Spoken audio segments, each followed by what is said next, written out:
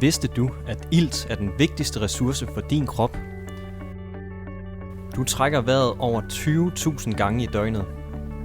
Det svarer til cirka 0,5 billion gange på et helt liv. De fleste mennesker tænker ikke over deres vejrtrækning. Det er noget af det mest basale, som kroppen automatisk tager sig af. Vi burde dog fokusere mere på vores iltoptagelse, da over 90% af vores energi kommer fra åndedrættet. Jo bedre vi ilter cellerne i vores krop, desto bedre forhold har alle kroppens funktioner. Teknologien i Airnergy-apparatet, også kaldet spirovital terapi, efterligner en vital proces i naturen, nemlig fotosyntesen, som opstår, når solens lys rammer planternes grønne blade. Ligesom i naturen dannes der energifyldt ilt, hvor luftfugtigheden omkring iltmolekylerne optager den skabte energi.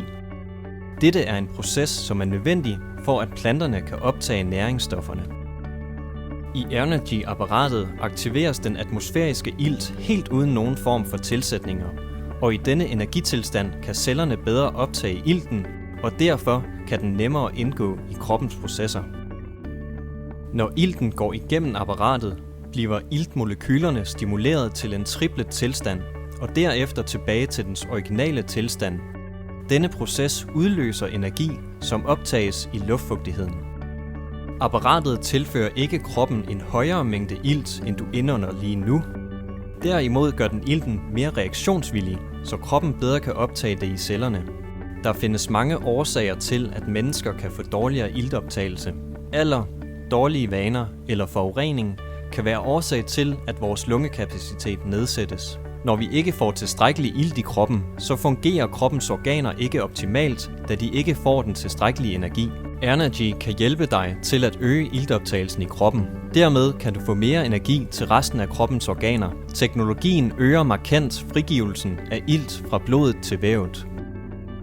Der er lavet talrige videnskabelige studier, som beviser teknologiens positive effekt. Læger i Tyskland, England, Sverige, Norge og andre lande har gennemført studier, der beviser, at teknologien kan hjælpe på en lang række lidelser. Dette skyldes, at teknologien øger iltoptagelsen og forbedrer det autonome nervesystem. Dermed bliver alle de underliggende organer og funktioner i kroppen også styrket.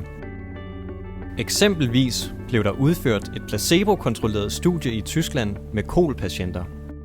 Man behandlede KOL-patienterne 40 minutter om dagen over 6 måneder. En gruppe brugte apparatet uden aktive katalysatorer, mens den anden gruppe brugte apparatet med aktive katalysatorer. Placebo-gruppen oplevede ingen ændringer i deres lungekapacitet, efter de 6 måneder var over.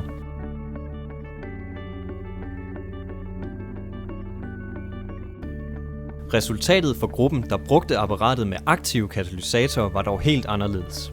I gennemsnit havde testpersonerne en forbedring på 12% lungekapacitet. Og dette er vel at mærke uden at bruge kemiske lægemidler eller komprimeret ilt på flaske.